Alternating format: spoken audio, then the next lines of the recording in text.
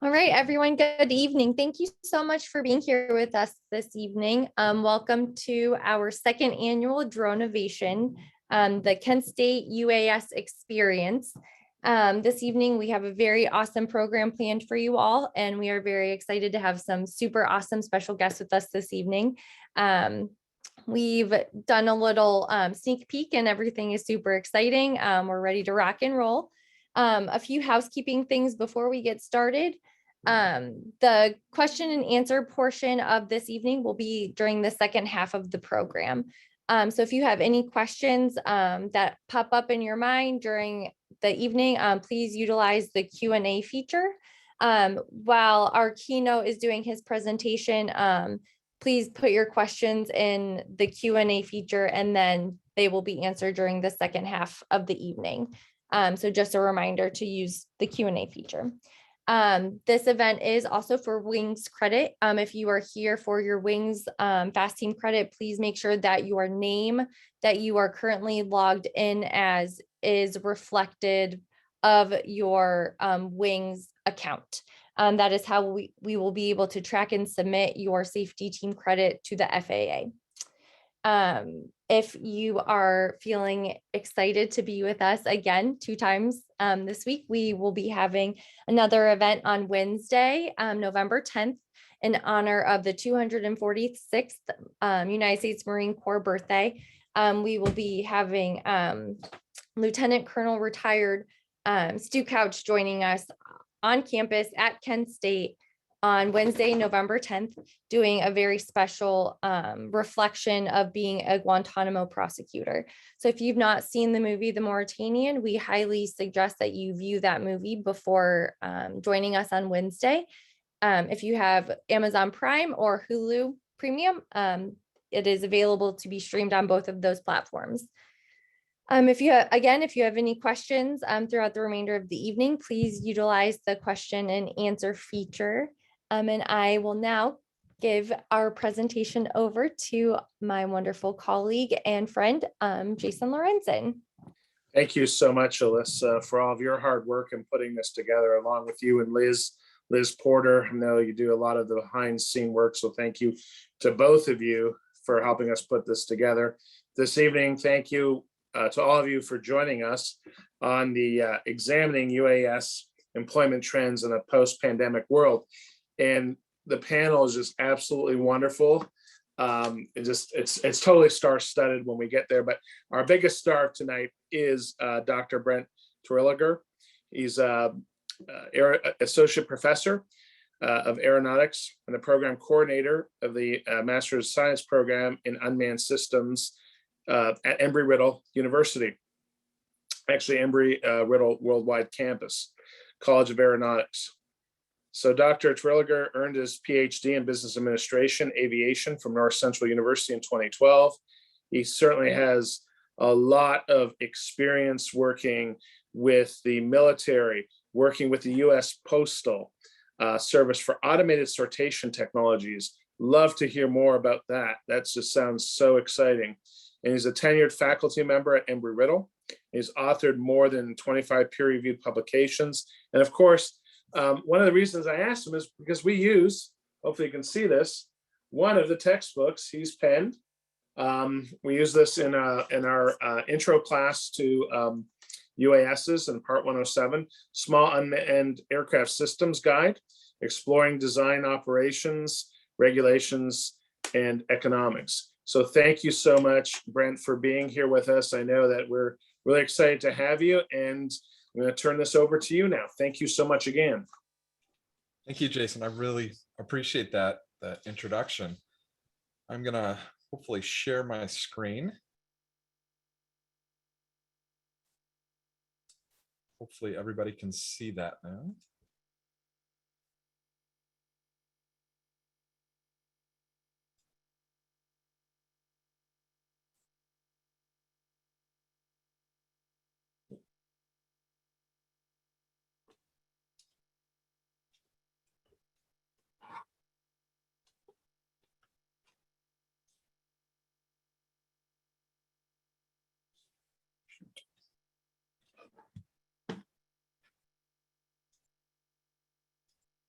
seem to be having a slight technical hiccup.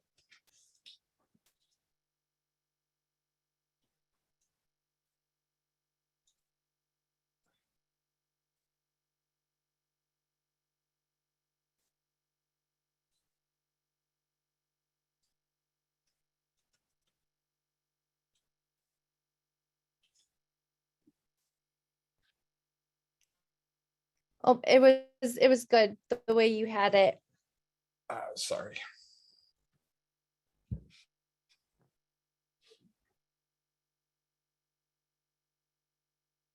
Apologies.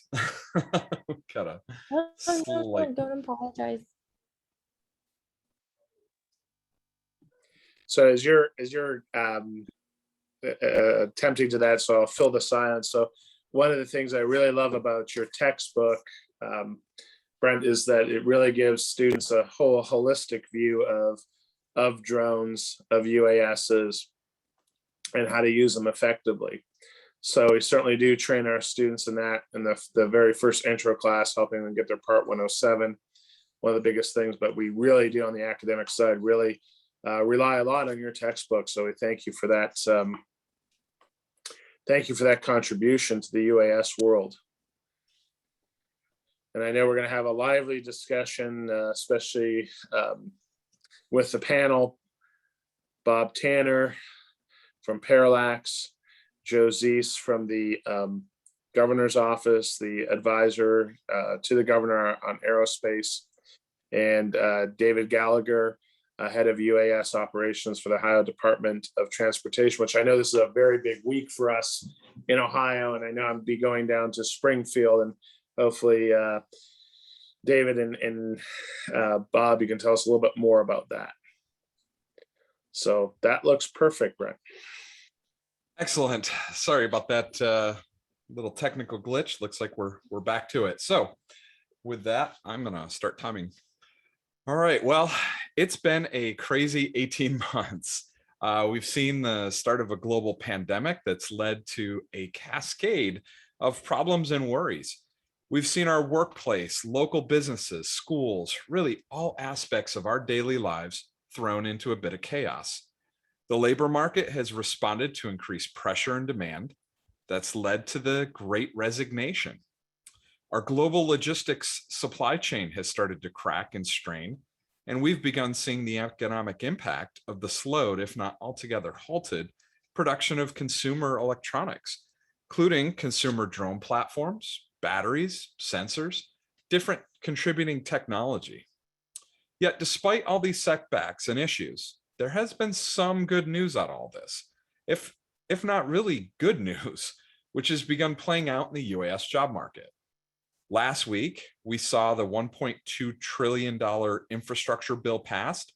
That means new investment and the potential for use of UAS-related technologies. One aspect to keep an eye on in that is the $280 billion set aside for the maintenance of railways, roads and bridges, storm preparation, electrical grid strengthening, and sewage systems, as UAS are already being used in support of those efforts. There's also been recent technological advancements in counter UAS, remote tracking and identification, and autonomous technologies. Additionally, there's a number of new opportunities across consumer, commercial, and defense markets. One of the changes that we've seen come out of COVID is improved workplace flexibility and the availability of new benefits, such as the ability to work from home. And now we also see growth in the consumer UAS or drone market, which has resumed and it's back on track to potentially reach 28.91 billion by the end of the decade. So these are some pretty big numbers that we're seeing out of this. Of course, this field, it's not new. And even what I have up on screen right now, this is a very tiny snippet of the total history. If you look back at unmanned aviation, I mean, really, we can consider this technology precursor to manned aviation. But the regulation and the policy making, they're not new either.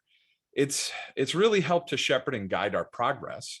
The timeline that I have on screen right now depicts the introduction of some of the most influential and impactful regulations and guidance, along with major milestones that have occurred across the field. starting with the introduction of Advisory Circular or AC 9157. That's Model Aircraft Operating Standards, all the way through to the most recent final rule for remote ID or identification of unmanned aircraft. While not every critical milestone is presented on here, you can clearly see how over the last decade, we've begun to see major advances and breakthroughs concerning the capability and UAS of UAS tech and utility, of UAS technology.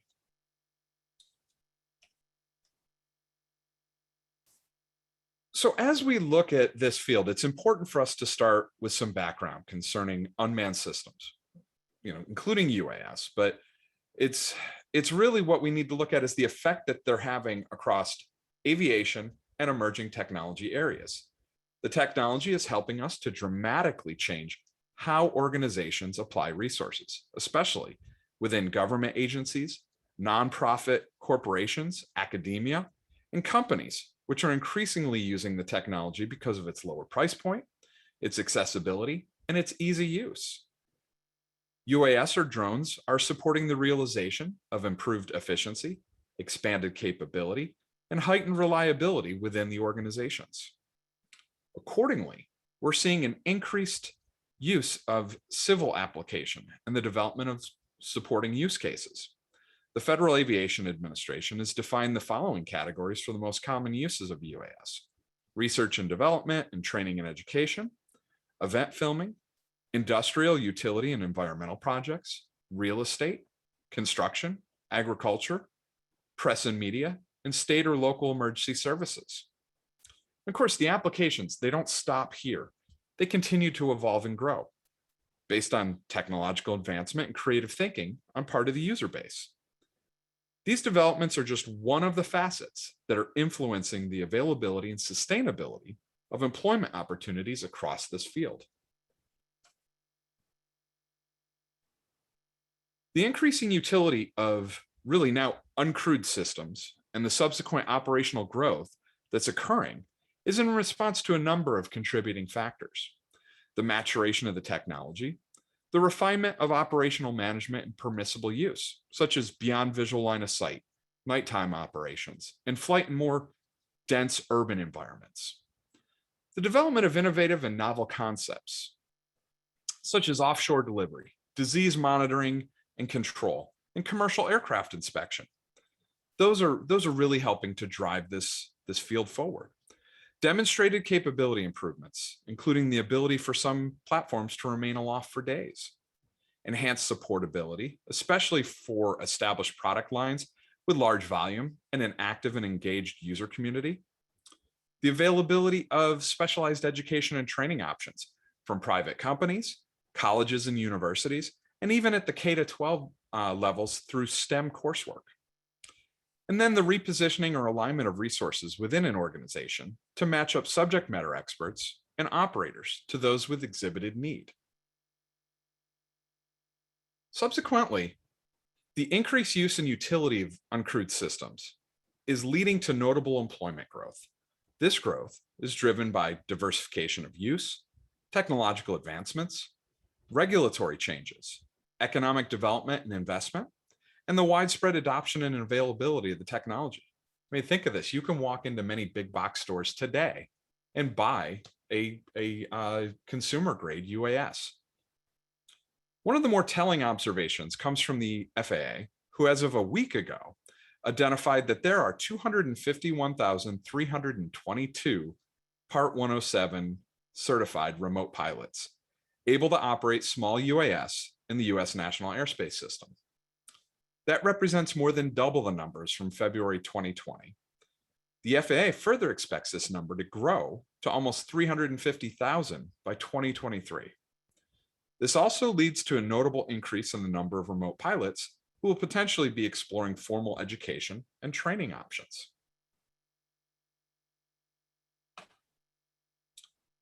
Accordingly, there are several factors that are affecting the state of the overall job market. These factors, also expressed as priorities, are evident in the language that's used in job solicitations.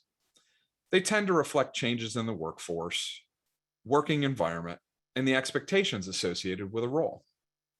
Differences between defense-specific versus commercial UAS business opportunities are also represented.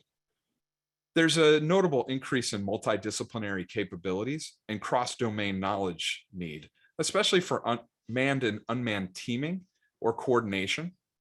And then the accessibility and proliferation of the technology, which is evident in the large volume of registered drones. There's more than 865,000 at the moment. And remote pilots, back to that number, almost 250,000 or more than 250,000. Employers are also looking for stackable certifications. Those are certificates that can be added on in addition to degrees like bachelor's degrees or master's degrees. Examples that are common in this field, AUVSI's Trusted Operator Program, or TOP for pilots, PMI's Project Management Professional, or PMP certificate, CompTIA's Data Plus, BCSP's Certified Safety Professional, or CSP, GISCI's Geographic Information System Professional, or GISP, and other technical certifications that are connected to skills and tools that are commonly used in the field.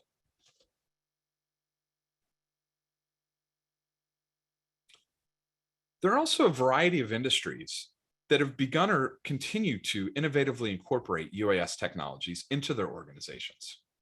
They include public service and safety, which that would also encompass firefighters, law enforcement, planning and development departments, and other civic government departments and organizations.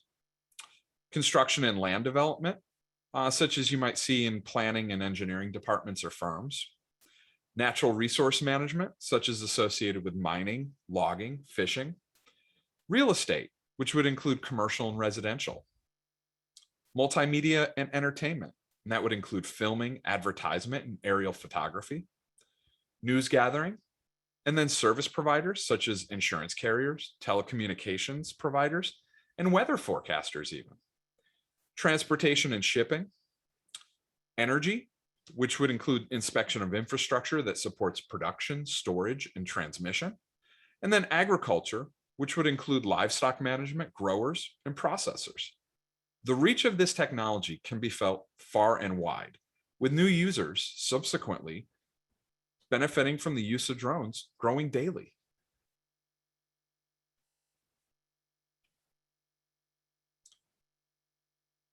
So as part of my due diligence as a graduate program coordinator and as a researcher, I biannually collect, analyze, and examine jobs and career data, which I capture from a large investigated population of advertised jobs on Indeed.com. I start with the number of advertised positions, which is captured using a series of recursive text strings.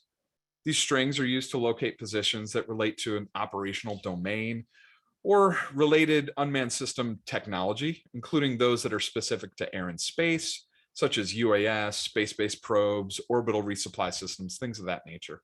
I also collect data that's connected more to the larger encompassing terms such as robotics, as well as ground and maritime-based advertisements. For the purpose of this presentation and discussion, though, I'm focused more on the UAS side of things. The text strings that I do use in these queries, they've been refined over really the last 6 years so that we can better locate those jobs that are specific to an operational segment or a technology. They also tend to feature use of terms that help to eliminate connections to unrelated fields such as healthcare. You can see up on the screen right now, I have one of these search queries. And as I mentioned, there's terms in there that I can subtract from the overall, and that's why we have a minus medical, minus nurse, minus health, because for some reason there is a duplicative term. They also feature the use of UAS in their definitions. So with access to advertised positions, it becomes possible for us to delve into identifying critical characteristics, such as the number of positions associated with a specific salary band. The informational queries are subdivided into $10,000 increments, and I start with those under 50,000 and increase to those above 100,000. That gives us a good snapshot of what tends to be a good healthy starting point. The capture of these details also enables the estimation of a total market value for the entire population of advertised positions. This becomes really important for year-over-year comparisons to determine growth. The access to the specific advertised position characteristics also allows the investigation of common keywords so that we can better understand changes in the field, as well as determining specific hiring locations. These characteristics are used to determine ordinal ranking and popularity of advertised opportunities, which can further help to contextualize and better understand the emerging trends.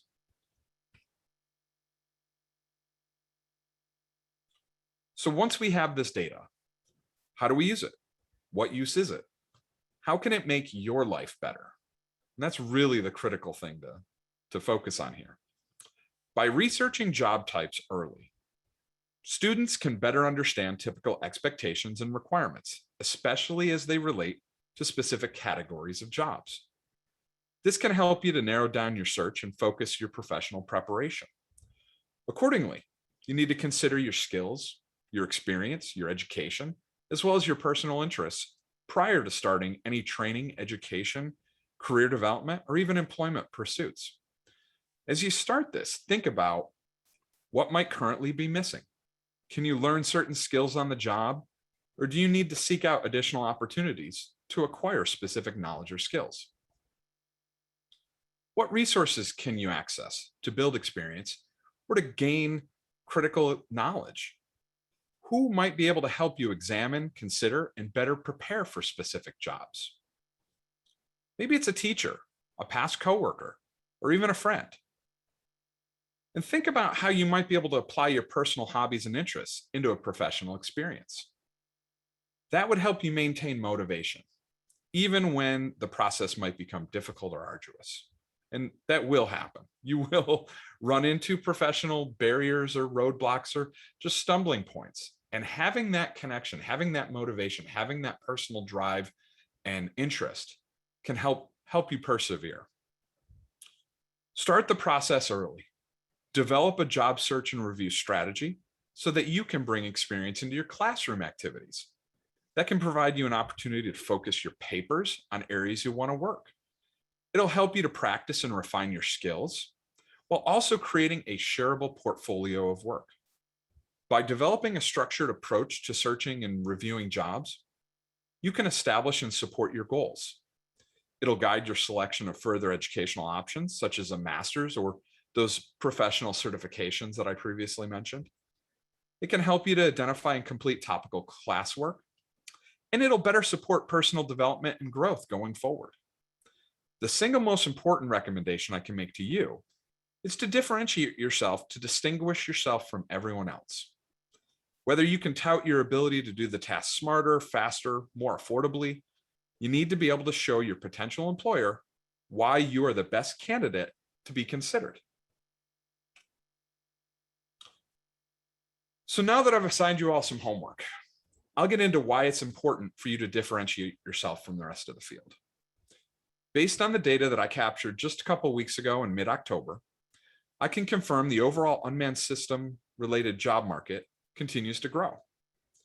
There were 92,187 total jobs identified, which represents a pretty notable increase of 146.80% over the 24-month average of 46,941 jobs. This number is also worth an estimated market value of $5.33 billion. The single largest grouping of positions, 51.51%, is associated with a salary less than $50,000. That indicates a strong number of base level starting positions or even part-time work. The second highest segment is associated with those advertised positions with a starting salary over $100,000 at 20.82%. That can be interpreted as notable potential for advancement through the field, especially for those with experience, education, and training. Each successive salary band features an approximate equal distribution, with values representing an average of just over 1,000 per job category or per salary category, or 5.53% of the total of advertised positions. In addition to the salaries and domain segments, it's possible to query the data in a manner to determine an ordinal rank for terms that are used most often in the advertisements. These terms, which are presented on screen, represent the top 10 most commonly used keywords: manager, lead, engineer, operator, of course, pilot, supervisor, director, technician, expert, and specialist. Of particular note is that 4 of the 10 relate to leadership roles within an organization. I've also seen, just observationally over the last 12 months, the term pilot has come down. It was higher up in the ordinal ranking, and over time it's come down, and that's most likely due to some recent advances with autonomous capability and with recent operational approvals.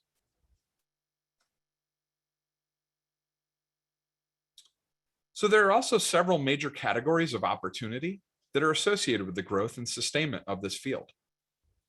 Business development represents those positions and roles that are necessary for the performance of activities, duties, and responsibilities that are essential to pursue and develop business opportunity. Analysis, development, engineering, those are the positions and roles necessary to support the design and development of new systems, operations, applications, or even market growth. Assembly and technician are those positions and roles necessary to assemble, construct, inspect, modify, and possibly even install elemental or subsystem components in the systems. There's a note for this. Technician positions typically also require appropriate experience as well as an FAA-issued certificate to work unsupervised and to approve equipment to return to service. That would be something like a mechanic certificate with airframe rating, power plant rating, or A&P. Support, those are those positions and roles necessary to support the development, design, testing, application, or operation of the technology. Management are those positions and roles necessary to manage those activities: development, design, testing, new business development and pursuit. And then finally, operations, which are those positions that are inherent to the operation and application or use case of the technology. Analysis of the collected data also enables us to determine the most commonly advertised locations across the US. The top 5 locations to feature UAS-related jobs are California, Texas, Kentucky, and a new one, remote work from home, and then finally Florida. These 5 locations represent 41.82% of all identified hiring locations or even work modalities. Other notable areas with job numbers that exceed 500 include Virginia, Ohio, Tennessee, Maryland, and Massachusetts. This info is really important as it provides a key indication of geographic areas that you should be watching for new jobs. Keep in mind, it may be necessary to consider relocation, especially if you find the type of role that you're seeking is not available in your area.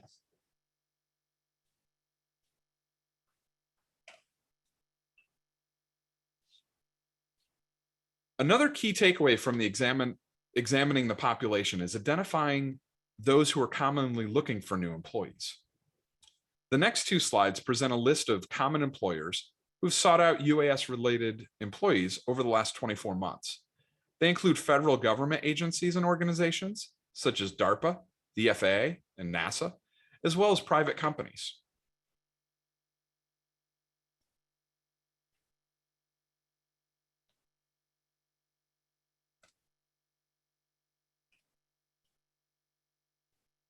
Overall, the unmanned system market, which includes UAS, mobile robotics, ground and maritime-based systems, continues to grow.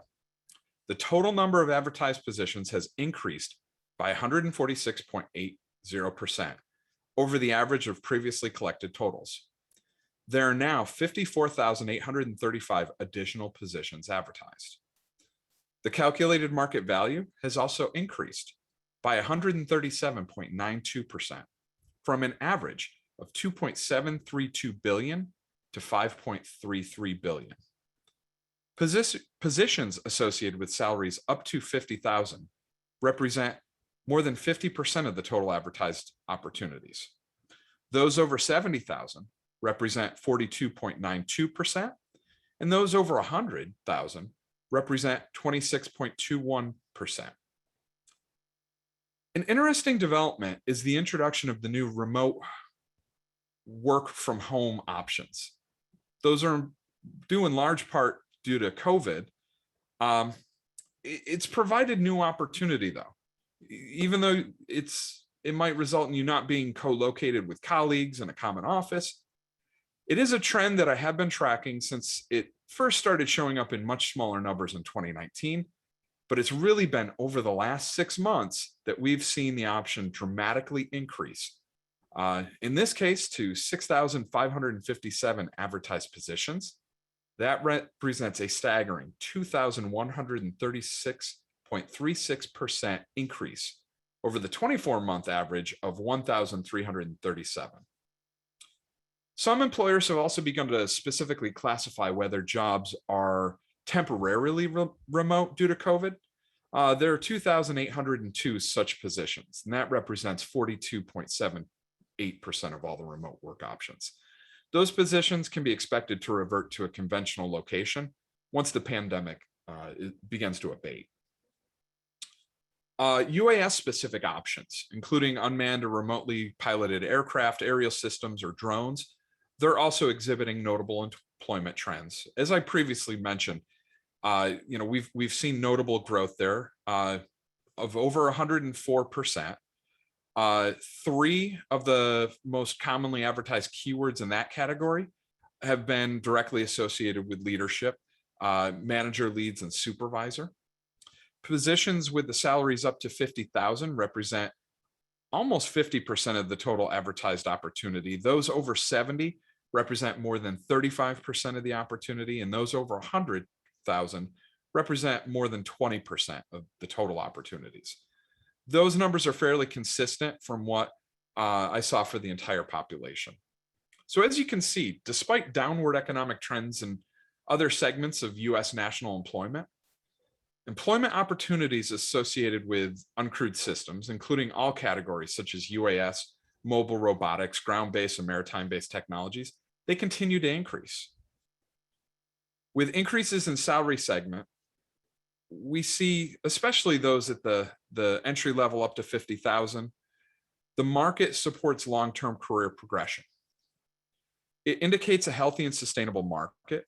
And additionally, as we see increase in permissibility, advances in technology such as UAS traffic management, remote ID and tracking systems, counter UAS engagement, and electric vertical takeoff and landing platforms, we can expect to see further variability and diversity of job coverage.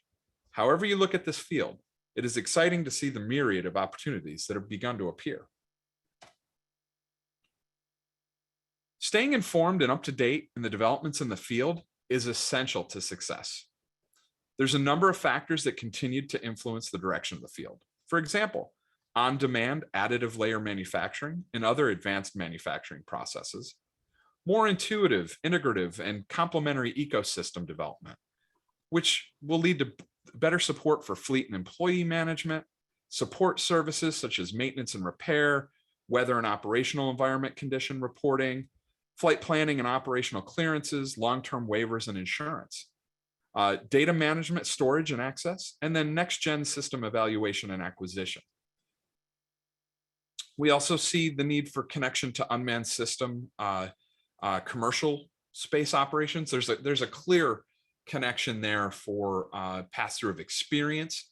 There's a substantial overlap, and that's something that you can start to see in the pursuits that are occurring right now. And of course, COVID brought about improved access to digital resources and online activities. For example, webinars, tech blogs, advocacy organization engagement, and then events such as this. There are a number of recent issues and challenges, though, that affect the field. They include specialized training, or the need for specialized training and workforce development, especially ensuring consistency and opportunity to practice and assess critical knowledge, skills, and abilities within context. the availability of products, tools, and resources, including challenges that have been brought on by the logistical supply chain issues, the potential need to comply with new limitations such as the SUAS Blue List, and then the labor shortage. The need for data storage, management, and security, including assurance and integrity of that data, legal conformance and compliance, the need for new designs, processes, and approaches in the field, market turnover, which can result in loss of experience to other organizations, especially among small firms and startups, and then the introduction of new regulations, requirements, and policies, which can have a notable impact on economic development. For example, it may create opportunity while also introducing new issues that must be solved. This field continues to grow, creating new opportunities tied to the advancement and increasing use of the technology. However, sustainability means we need to have an adaptable, prepared, and well-informed workforce to ensure continued success. Continuous innovation, which is not just found in a workplace or a classroom, but can be observed and cultivated across a diverse and experienced workforce. We need to ensure a clear and consistent vision to know what we seek and to be able to recognize it when we find it. And finally, as an emerging professional, you need to remember to share your knowledge and expertise with those who come after you. Today, we plant the seeds of tomorrow. The future of UAS is exciting and bright, but to secure continued success, we need to innovate and remain as engaged as possible. We need professionals such as yourself to address the obvious and, more importantly, the unforeseen challenges. Start now. Go forth and get involved in local clubs, advocacy organizations such as AUVSI's student and professional chapters, or seeking out networking connections from alumni and other professionals that are in your area. By staying active and engaged in the field, you'll be better prepared to help us solve the technical challenges of today and tomorrow. And now I'd like to thank you for your time on that.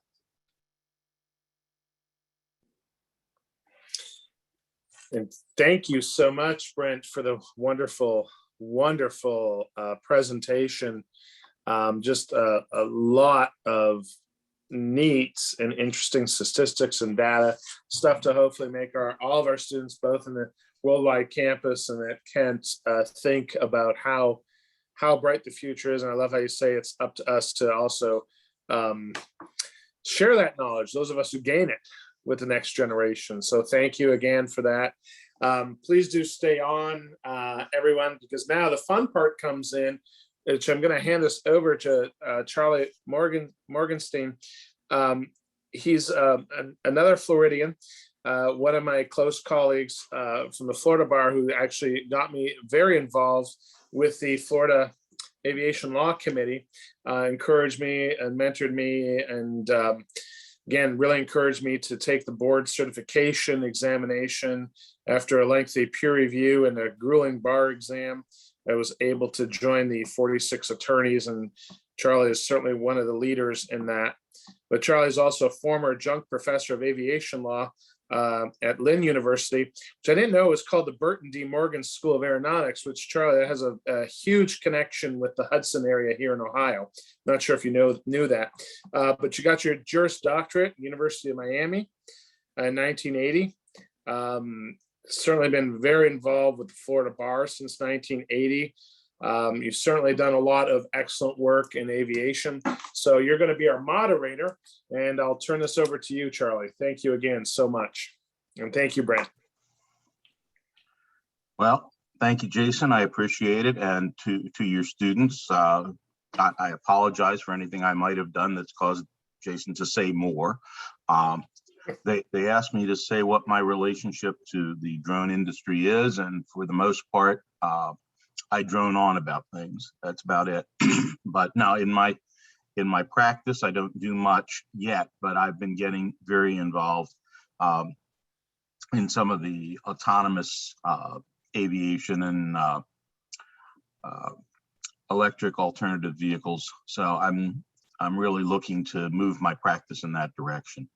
It was wonderful to hear Brent's presentation. I hope that the students understood what a great piece of knowledge you just heard. It may have sounded like a bunch of statistics, but really it was a blueprint for how to make more money and where you're going to be able to make more money and how to approach that. And God, I wish somebody had come to me when I was of an age to be in an undergraduate position and told me how to do it, because I still haven't figured it out. In any event, I'm supposed to be the moderator for a discussion. We so far only have one question. So for those of you who are out in the audience who listened to Brent's presentation, I would appreciate it if it raised any questions at all in your mind, if you'd use the question and answer Q&A section in your Zoom presentation here, so that we can tee up some questions for a rather august group of people here. What I've been told to do is just introduce each one of them and let them give you a few moments of their relationship to drones in the aviation industry. And as you can see, there's some pretty heavy hitters here. So I'd like to first start with Bob Tanner. Bob, if you could unmute yourself and let the people know who you are and what your relationship with drones is, I think they'd be impressed. Sure. Thanks, Charles. Good evening, everybody. My name is Bob Tanner. I am the Executive Director of Aerospace Partnerships for Parallax Advanced Research in Dayton. Parallax is a not-for-profit 501c3 research organization, and we do lots of research for the federal government, a lot of DoD clients, the Air Force in particular, where we have worked with them for years, flying and testing drone technologies for the warfighter. The Air Force, as everybody knows, is pushing some of this technology, hoping that it gets to the commercial markets faster. They have a campaign called Agility Prime, where they are interested in pushing out large eVTOL, some have called them flying cars, into the commercial market. And so we're working with the Air Force and industry to facilitate that process. But I've been with Parallax about 2 years. Prior to that, I was Vice President of Government Affairs and Associate General Counsel for NetJets. And I worked a lot in Washington, headed up their practice there for all things aviation in Washington and across 50 states. Had a special team of regulation lawyers that worked with the FAA to advance aviation laws and regulations for FAA and for the industry. Prior to that, I was general counsel for the Columbus Regional Airport Authority here in Columbus, Ohio. I did that for about 10 years. Prior to that, was a general counsel for COTA, the transit company. So I've got about 30 years of transportation law and policy, and really have wanted to sort of step out into a new area, a new domain, and look for opportunities to create policy. And so the drone field, it's certainly ripe for that opportunity. I think everybody knows that the technology has outpaced policy, so lots of opportunity for us to work on that. Actually working with the state of Ohio, the Ohio legislature, certainly with Joe and the governor's office to make sure that the policy is in place to enable legislation to actually get passed that will protect the rights of citizens, but also open up commercial markets for this industry. So we see it as a great job engine for the state of Ohio. All things drone related. There's lots of technology behind all of that. That my organization is helping to create, commercialize. We work with all the research universities throughout the state, taking their ideas, combining those with the government and what the military has, and finding new opportunities to commercialize technologies. So we can talk a little more about that, but that's where I came from, and I'm excited to be a part of the panel this afternoon or this evening. Thank you. All right, and next on our panel is Joe Zeese from, as Bob said, the governor's office. So Mr. Zeese, the floor is yours. Tell us about yourself.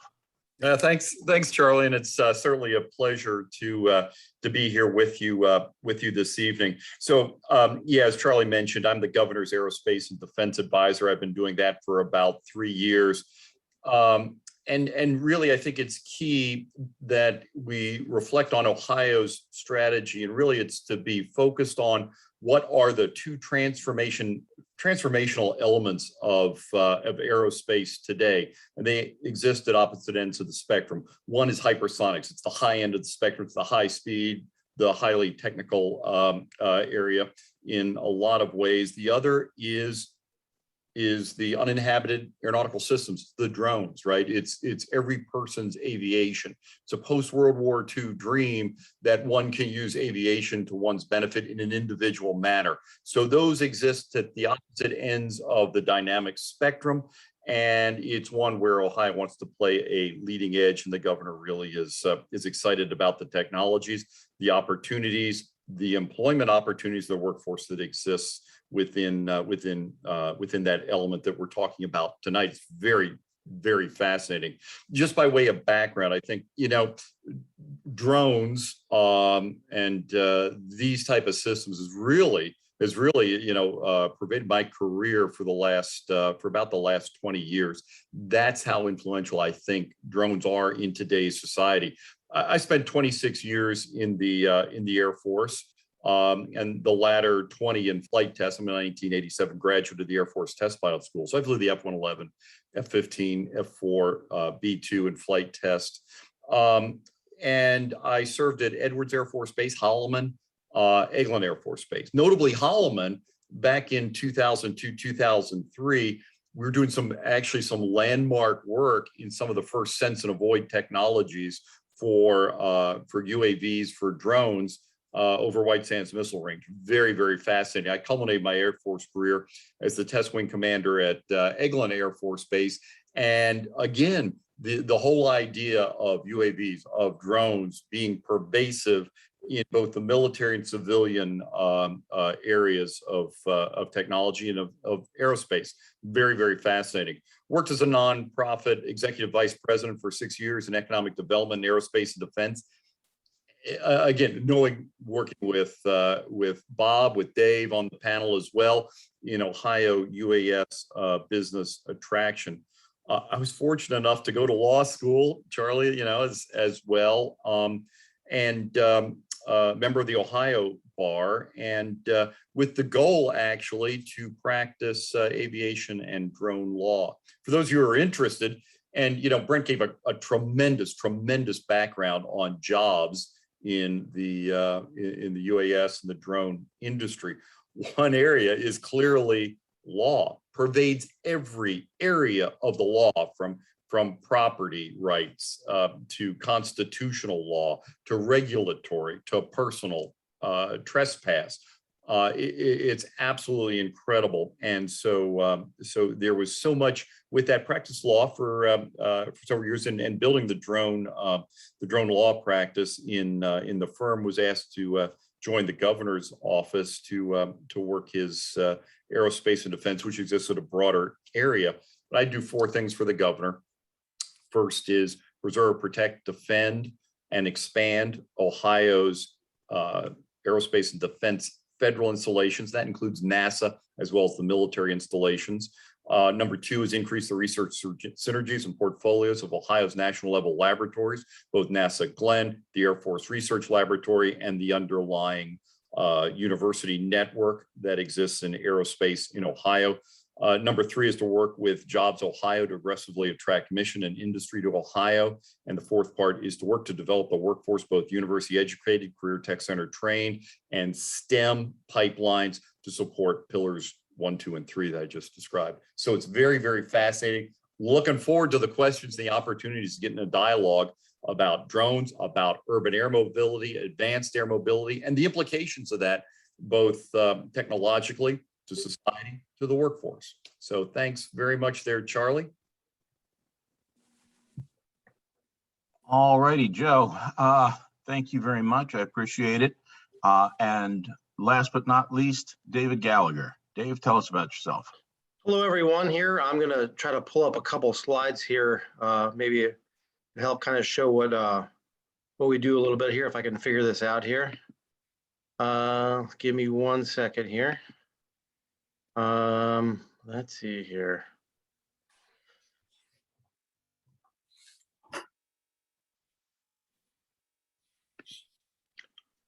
So hopefully everyone can see this.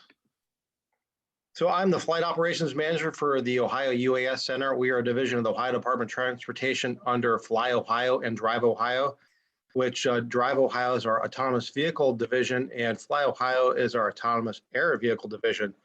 So my primary function with the organization, I'm the flight operations manager. So we do all the small UAS, which I know it's going to be a big topic for this young group here. So we were formed in 2013.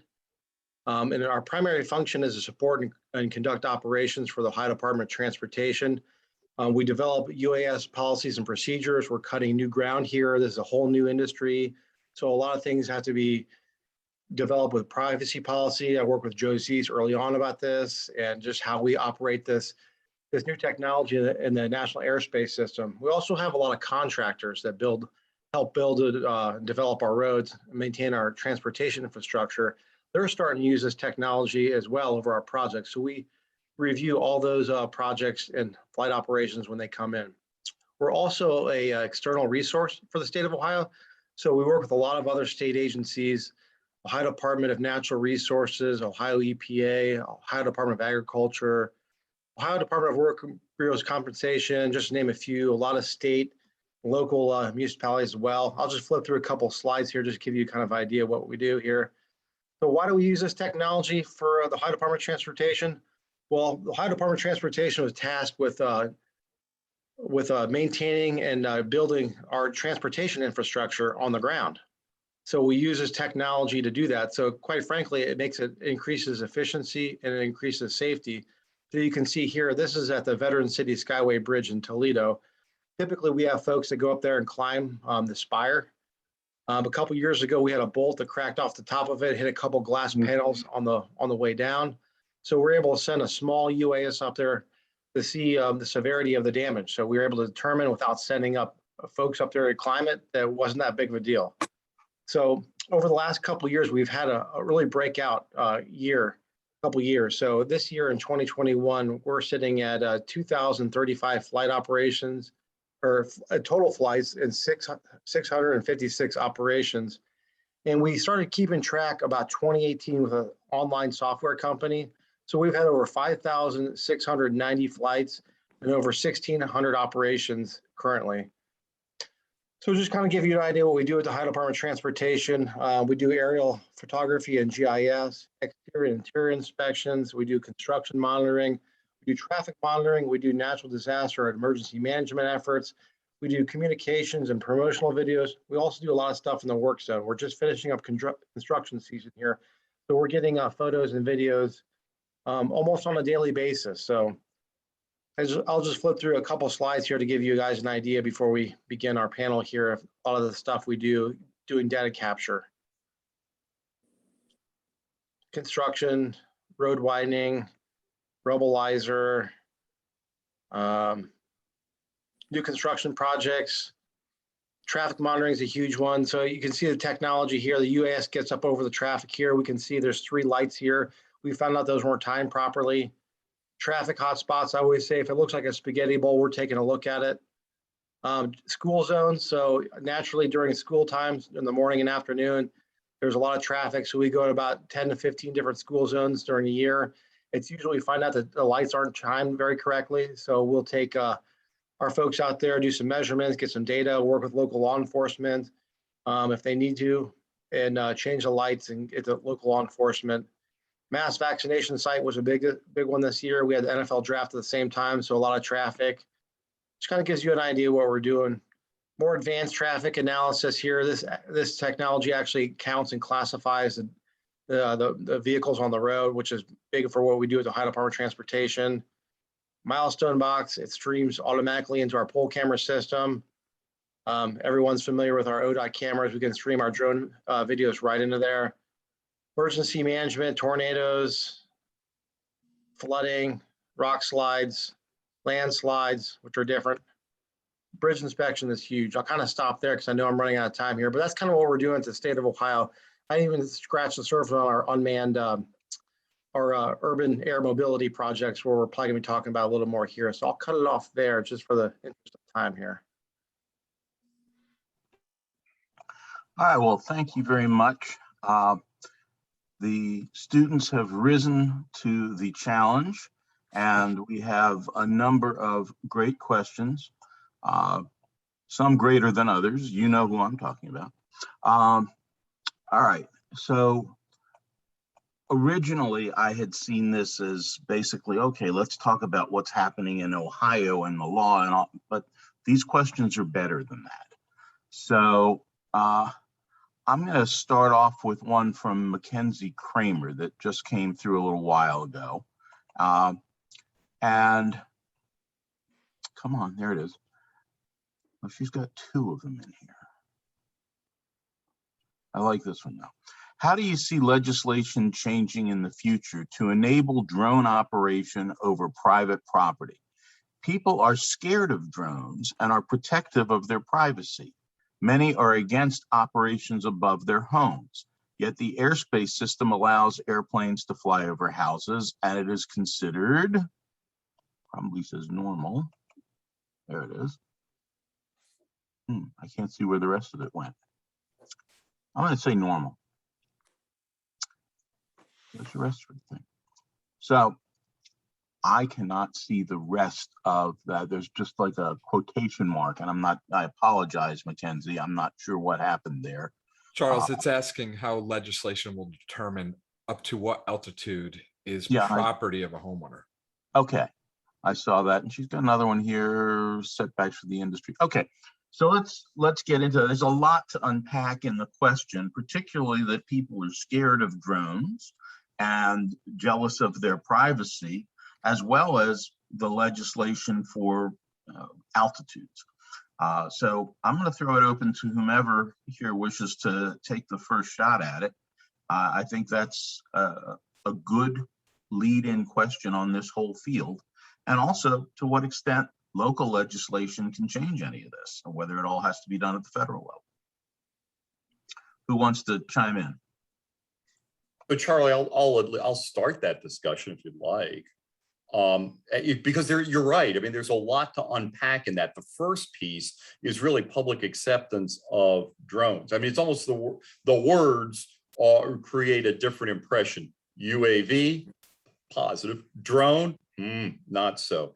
Whenever I go and talk to a group, I have a small, so matter of fact, it's right here, small little drone. I take that with me. I go, you know, when I was a Air Force acquisition officer, this has a flight control system in it. My master's degree is in flight controls. This has, I would have spent millions and millions of dollars back in 1995, right, for the flight control system that's incorporated in this. It is rock solid, right, in pitch, roll, yaw. It's a little bit loose in Z-axis, but you know, this thing is rock solid. You know, everybody goes, that is awesome. That is cute. That is really cool. So look what else you get for the $40 it cost me to buy this. You get a little camera. Ooh, right. It goes from awesome. Ooh, cool. Ooh, right. It's that camera piece, right?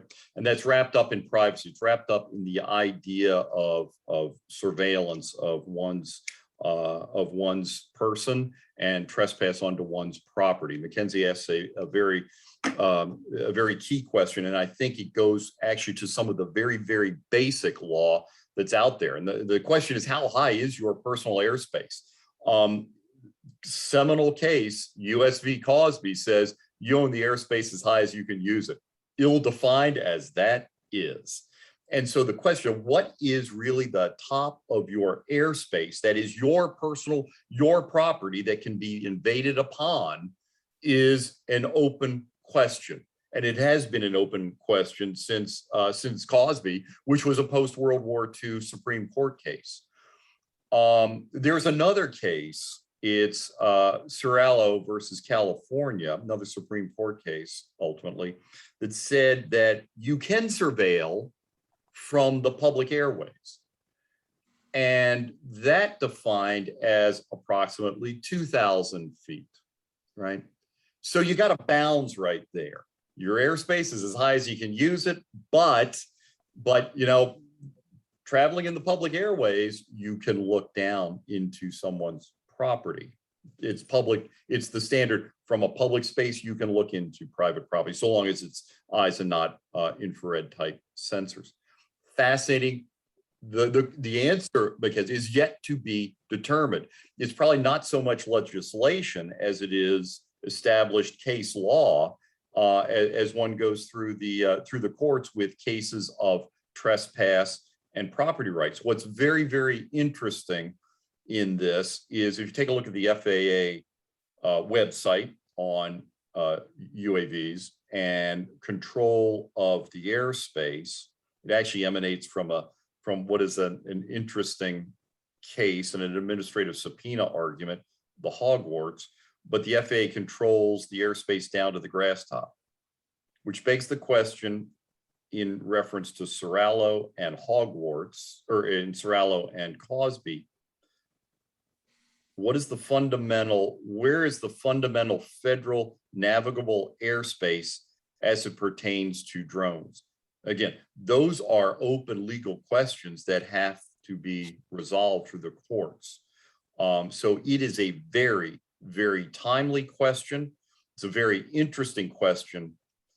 The answer is it's unresolved, right? And it has to work its way through court cases. So we will see how that really transpires. If you look through the court cases, very, very fascinating. That's why I say if anybody wants to go into law and wants to go into drones, it deals with privacy, with property, with constitutional law, with regulatory rights, with certification.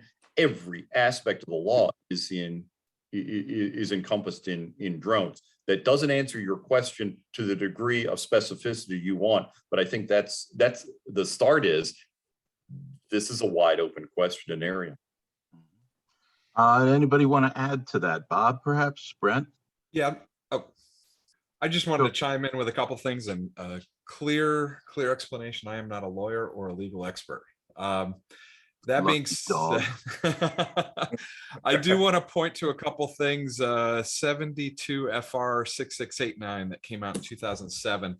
That led to the FAA calling UAV, at the time UAV, early drone technology, they are aircraft. And it's from that point on that a quad rotor, a multi-rotor, a fixed wing UAS, or a model aircraft, they are all aircraft as defined by the FAA. So if you're in the NAS, you're in the NAS.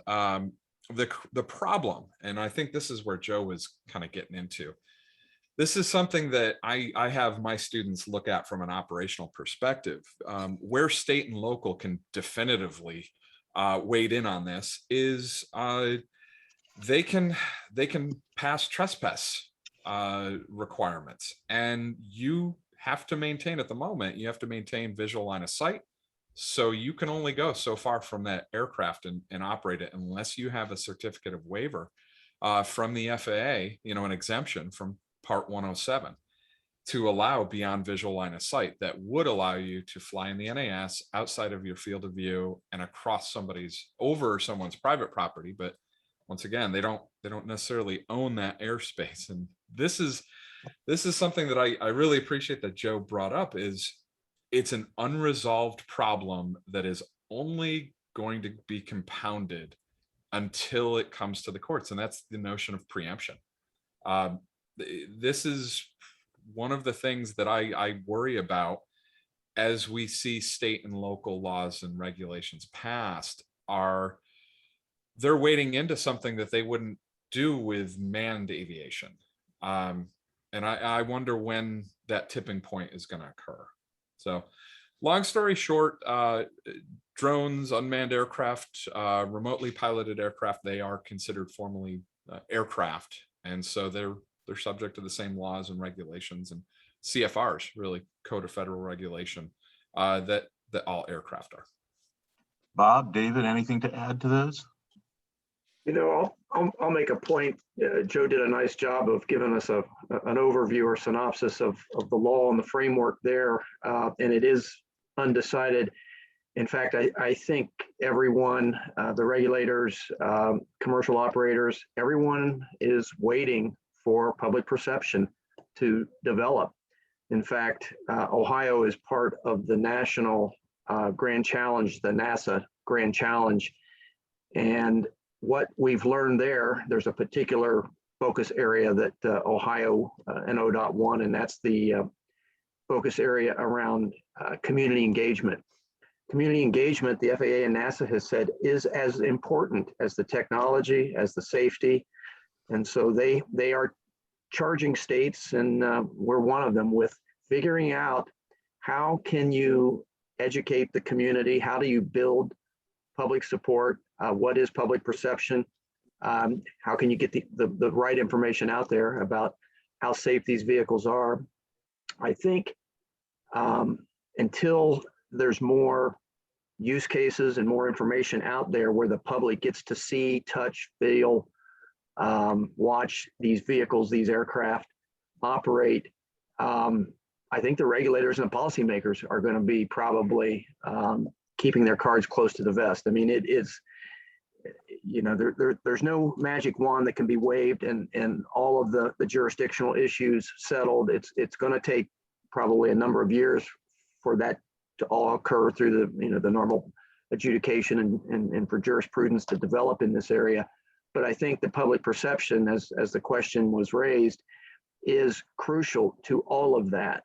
And it's just beginning to evolve and beginning to evolve in a positive way, I think. I think you've seen some efforts of late where people are seeing, and in fact, through the pandemic, what humanitarian support this technology can provide.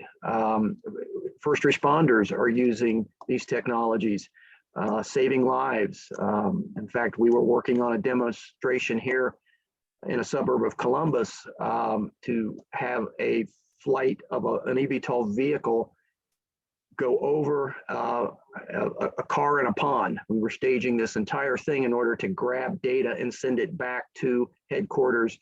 And the notion was you can do that much quicker than you can respond a vehicle and thereby potentially save lives. If that data is transmitted, almost in a matter of seconds or minutes, as opposed to multiple minutes when lives are at risk. So I think the technology is going to help itself by focused areas of where we see benefits, inspections around bridges and roads. Those are great uses, humanitarian uses, and then the first responders. I think that will help public perception get to a place where I think you'll start to see courts taking these things on and saying, okay, I understand a little better what the public sentiment is, where the property rights are. It's a balancing of all of those things, and that's what, jurisprudence is all about. So it is evolving, stay tuned, but it's going to start to pick up and I think move in a more deliberate and quicker pace soon. Thanks, Bob. David, you want to chime in? Yeah, I'll chime in a little bit here. I'm not an attorney like Joe or Bob, but I always kind of think drones, UAS kind of get an unfair rap on this. I think we need to look at the whole spectrum, the whole gamut of it. Look at the shuttle data over the 80s and 90s. They're collecting data there. Our satellites are flying over our houses every day, collecting data. We got manned aviation collecting GIS information yearly. So I think drones kind of get an unfair rap on this. If you're going to look at the whole situation, I think you need to wrap them all in there. I have to be an advocate for drones and say that, and UAS to say that. But I think, just looking at the telescopic lenses, and how people can abuse that, and look at smartphones and how people can, get in front of your house. I think there's a lot of unresolved issues, as Joe mentioned. And I think it's unfair just to squarely put that on UAS and drones because it's an easy target for them. But I think you have to kind of the larger discussion. But for the state of Ohio, I can say we do follow data retention laws as prescribed. So I'll leave it at that. Well, great. I really think, Mackenzie, that was a good kickoff question on the area. I would also point out that in addition to privacy concerns, there's also going to be some rather unique noise concerns come from these things, because even though most of them are relatively quiet, they have a very strange sound depending upon what they are, sounds that people aren't used to. And having some of these things buzzing around it may be like having somebody operate leaf blowers around your house on a random schedule too. That's going to create some issues, I think. We had some fairly broad questions. I'm going to try to get down to some that are a little less and a little more targeted. And this was one from Jim Coffey, who said, as the market grows, what type of basic education do you feel is most appropriate for someone starting out as an engineer or operator in the burgeoning drone industry? Still a general question, but on a different aspect of Brent's presentation. Who wants to take a shot at that? Nobody. Dave Gallagher here. I could take a stab at that. I think, one of the issues I think I have with the Part 107, as being a private pilot myself, I had to go through a lot of training, lots and lots of training to get my private pilot's license, a lot of times with instructors in the air. I think that's one downside about the Part 107. You can take the 60-question exam and have a remote pilot certificate, or you can go out there and start flying drones commercially. Yep. So I think it's advantageous for anyone out there to get some sort of certificate, whether it's through like an Embry-Riddle or a Unmanned Safety Institute or a local college, Tri-C up in Cleveland or Sinclair Community College or Columbus State, to get some sort of certification that says you've gone through some sort of process, that you understand how to operate these aircraft safely, efficiently, and to maximize your potential for success and minimize any potential hazards you might have out there. So I would say get some sort of certificate out there. That's what I'm looking for when I'm hiring someone. I don't want someone just grabs the aircraft out of the box and starts flying. I wanted to see some discipline from the aviation world. So Charlie, I'll maybe build on to that, and maybe to Brent, you may have some different thoughts of mine, but I swear one of my first flight commander in the Air Force, flying F-111s, he was a music major, right? And I guess the point is to safely operate, to effectively operate. If you want to be an operator, all kind of degrees, all kind of backgrounds are certainly fine. It's a matter of understanding the rules, the regulations, the certifications, and executing your mission or your operations in a disciplined manner. But the larger piece of that, I think, to maybe the question is what kind of education allows you to build on this drone environment, right? This drone industry. And I guess my point back to to the questioner is it pervades all of society now. And just depends what is most interesting to you in terms of the application, right? It might be engineering and the design and the development of new systems, right? Or integrated systems. It might be laws we've kind of talked about, but it might also be finance. In other words, how do I do the balance sheet of traditional aircraft versus a drone versus urban air mobility type systems, advanced air mobility systems. It can pervade literally every aspect of society, which is a commentary on really the breadth of application of drones in today's society, right? I mean, I think you could take a pick. You could be a structural engineer and then understand how to apply drone technology to inspection of bridges, to inspection of buildings, right? You could be a chemical engineer or an engineer with a fossil fuels company and understanding the application of drones to inspecting pipelines, right? And understanding what you're looking for, understanding those type of usages. You could be a newscaster and understanding the application of drones that takes place of the news chopper, right? Incredible opportunity space there. So I think the idea of, is there a best degree program for drones, not really for operation, but in terms of societal impact, take your pick. It's pretty pervasive. It's incredible. Yeah.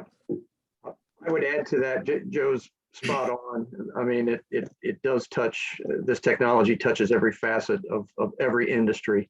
At Parallax, we have PhDs in neuroscience that work on all of the AI, the artificial intelligence, and building the algorithms that go into, building these unmanned systems. We have data analysts. What the drone does in many applications is the transfer of data back and forth. And so you can be a data expert in any field and be using drone technology to facilitate the transfer of data. So I would agree that probably pick your passion and go to school for that. And then at some point you can apply that to the drone industry. I started out as a rock and roll drummer, a percussionist, and that was a little more of a struggle to parlay that into to law school, but I still now have fun doing it. But more seriously, pick your passion, and I think you'll find opportunities in this industry for sure. Oh my gosh, Charlie, don't get me started. Big band for me. Yeah.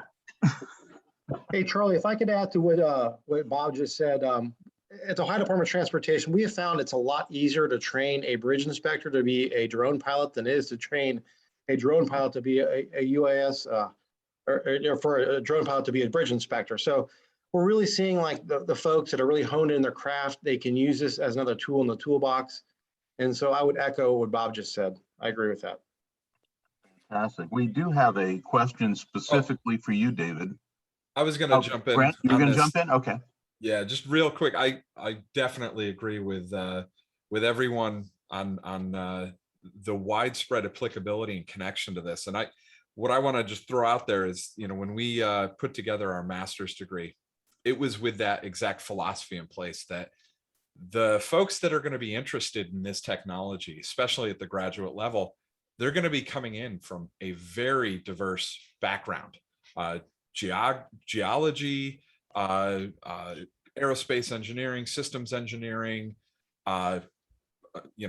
aeronautics, operations, etc. So we took that to heart when we put together our degree plan. That was actually what influenced and started me examining the careers in field, because the research that you saw today stemmed off that, because I needed to be able to justify, if we're creating a degree, there has to be a place for our students to live after they complete this credential. So the one thing I will throw out there, and I think everybody was really hitting this, is the need for aviation professionalism in everything that's done in the UAS world. I can't reinforce this enough, that going back to that notion of this technology, they are aircraft. They have to be treated accordingly. You have to look at it and respect the impact that it can have in the national airspace system. You have to maintain an equivalent level of safety when you are operating this technology. So that means, yeah, you can go out and get a Part 107 by just sitting for a test. Does that mean you're ready? In my mind, absolutely not. You need practical experience. You need to practice. You need introduction. You need refinement of your pilotage craft. You need that understanding of what happens when certain events occur in field. How do you recover from certain maneuvers or certain environmental conditions? And that takes practice. And it's not just something you can learn in a simulator. It's not just something you can learn in the backyard. So that's why those professional programs and certifications are so important. Many skills from manned aviation do transition well into this environment, with the note that there are going to be some differences, though, that need to be accounted for, and that's where those training regimes can really help pick up what the differences are and how to best prepare for them. And I think, David, you mentioned some phenomenal schools there that I know are just doing this. We're all in it together. We are all coordinating and collaborating, and we're learning from one another. We're pushing the envelope, and I can't wait to see what UAS operations and training looks like, in the next decade. I think it's going to be really exciting. The other thing I wanted to throw out there real quick on this, and then I'll wrap it up. There was a question in there about starting out as an engineer, and that's the thing I think that needs a little clarification. To be an engineer versus going into, SUAS operation, there's a little difference there. You do need foundation in engineering, and that's just a function of the job market. You're going to be hard pressed to find employers that are going to take somebody, unless they're from maybe a foundational area of the science or mathematics, and bring them onto the site and train them. Now, it does happen. I actually went that route myself. I was a software and test engineer at Collins with an undergrad in aerospace studies and a master's in aeronautical science. Neither were an engineering or a foundational engineering degree, but I performed in a engineering role because they took me into to train me on the job in computer science and software development. So it's a possibility, but if you are truly looking to explore a career in engineering, an associated degree is going to pay its worth time and time again. Hey, Charlie, could I just add one thing to what Brent has said?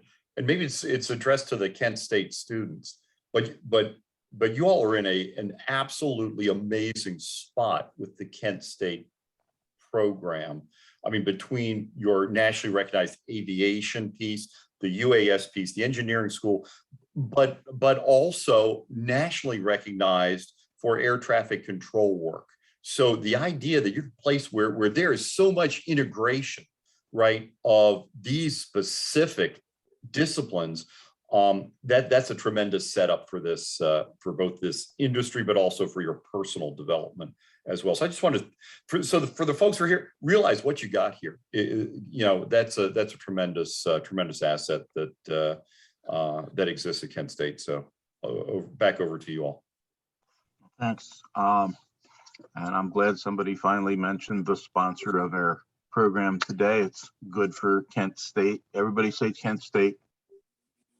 You're all muted. Yeah, Kent no State. fun at all. There you go. Okay. Kent State. All right, and Bob's staying muted. All right, I mean, I think part of this question could be asked back in the 70s, when personal computing had not been thought about, but a personal computer finally started to be a twinkle in the eyes, and people saying, well, what about this computer industry? What do you have to do to get into it? And what's it going to be applicable to? How's it going to be used? And who would think that as a music student, you're going to be downloading software and creating your own synthesizers and doing everything that you possibly could do using a personal computer on your desk or a phone on your waist. I mean, it's just the type of transformation and disruption that we're talking about with drones is almost equivalent to that. This is really a disruptive technology, and I think that we're at the very early days of it, and this enterprise can be whatever you want to make it. If you're an artist and you can think of some way that you can use a drone or a UAS to make better art, well, get your ideas together and pitch it to somebody and make it happen, and you could start a whole new industry based on that. There's the door is wide open to you. I want to go back to a couple of questions here. Zach Smith is a Boeing 777 freighter pilot for an international cargo airline, and he wants to know how long is his job safe. He hopes to be able to continue to work for another 21 years until he's 65. And doesn't know whether he will be able to. Does anybody think in 21 years that we're going to be seeing 777 size freight loads flown internationally by drones or autonomously? So Charlie, this is Joe. So I spoke to one of the CEOs of a major aircraft company actually it was on the very topic that Zach brings up, where it's a matter of scale. If you're talking 777s, you're talking C-17s across the Pacific or large freighter type aircraft, the technology that's developed for UAS will typically go to a minimally crewed cockpit kind of technology. Will you remove all the pilots from that it's on its own? Probably not, Zach, but I suspect it will go to minimal crew concepts, right? And however one can save on that, but that seemed to be where the larger carriers, freight companies were considering in terms of the technology, right? In terms of workload reduction, not elimination of the crew per se. On the lower scale, however, you talk about, for example, DHL delivering off Jutland, you tend to see a replacement of things like helicopter delivery with a parcel copter delivery, right? And I've heard similar concepts over Lake Erie in the winter, right? The idea that I could send a parcel copter across the lake in weather conditions where it may not be suitable to send a helicopter or fixed wing, light aircraft pilot doing those type of smaller scale delivery options. In many ways, it's if you look at like the parcel copter, a regular service, less risky, probably more convenient if you can do an operation like that. But again, it's a matter of scale and where the crew is an essential element, probably in the heavy airlift, freighter kind of technologies. But still, again, the application of human performance of unmanned systems, the application of those technologies to minimally crew the cockpit or the flight deck versus say smaller end point delivery kind of systems. So Zach, that's at least my thought on those type of cargo issues. I was wondering if Bob had anything to add or to differentiate different opinion on it, or are you pretty much aligned with Joe? Well, my experience, if I go back to NetJets, and it's all about customer service, I think it's going to be a while before they decide to operate without pilots or crew. That's essential to that business model. And I think it is going to be a long time before you see that. I mean, we're struggling with the auto industry. Do that at 30,000 feet, and boy, you've got a whole host of other problems. So I don't see that. I think Zach is probably going to be okay to get into his retirement without fear of having to, find a different industry to work in. Great. David, do you have any thoughts on that? I'll just make a quick comment. I mean, there's no such thing as a fender bender in the air. So I think people feel comfortable having a pilot in there. His butt is on the line and just as much as the rest of the passengers on the plane, from that example. So I think for the foreseeable future, I think people are going to feel it's going to be a good business model keeping a pilot in there to some degree. So I think he's going to be okay. That's just my personal opinion. So I wouldn't get too worried about that just yet. So there's a big demand. He's flying right freight, but he's flying freight. Yeah, but yeah. So Still, what is interesting?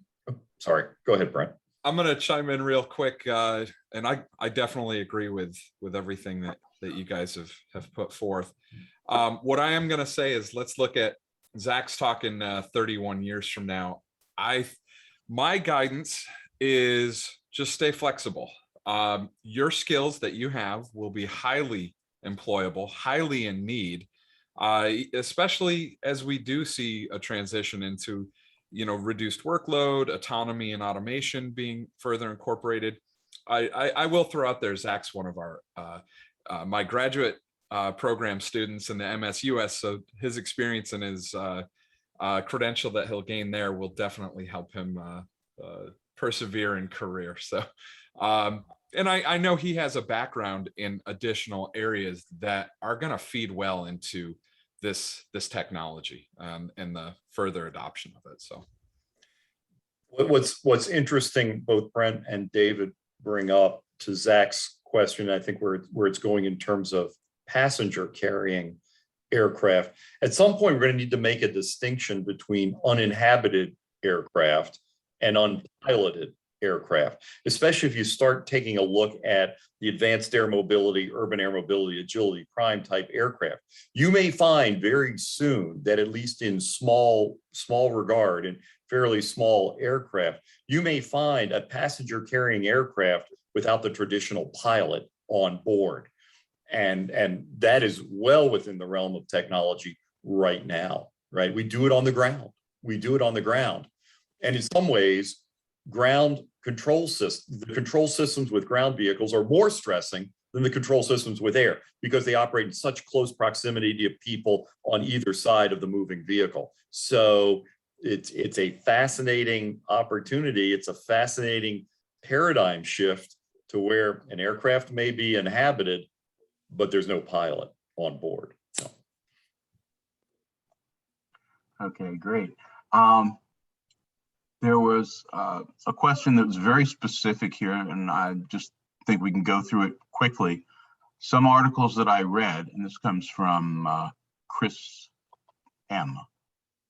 Some articles that I read emphasized the need to learn video editing skills, stating that they were equally as important as learning pilot skills for many of the jobs in this industry. Your thoughts?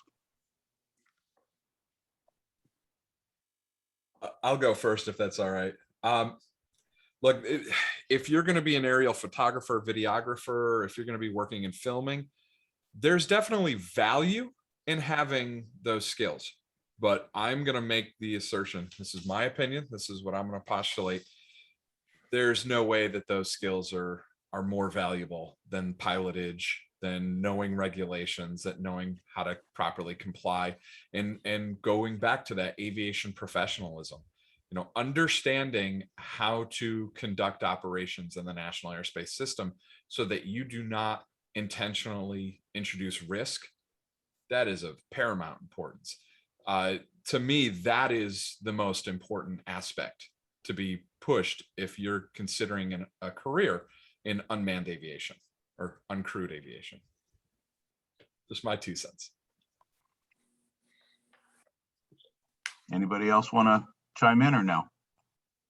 I would agree with Brett saying having the aviation skills is paramount and everyone needs to operate them safely. But I'd also say having that additional videography skills opens up new doors, new windows, because a lot of folks can't really do that stuff. So there's a lot of online courses that aren't too expensive that can really get you almost at the professional grade level at a pretty reasonable price point. So I would definitely, if I'm looking at doing, you know, this type of work, and you're looking for some side work, whether it's videography for, you know, the High Department of Transportation, we have videographers that are using this technology all the time, or other small agencies, or, you know, other venues that are looking for videographies. I think it's just another tool in the toolbox for you to increase your resume. So I think it is helpful. So it's very inexpensive to do and it's worthwhile. So I'd say if it's something you want to do, it's worthwhile to pursue it.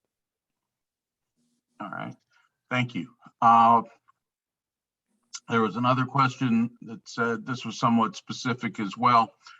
What would you recommend, or how would you go about searching for possible internships, co-ops, and research opportunities available to get a starting grasp of the UAS field in preparation for the future? I think, Bob, you're probably most involved in the actual industry aspects of it. If somebody came to you and said, how should I prepare myself so that Parallax will hire me or give me an internship, what would you advise? Well, there's a tremendous number of opportunities with all of the Ohio's universities, and Kent included. The Ohio Federal Research Network, I was previously the executive director of OFRM.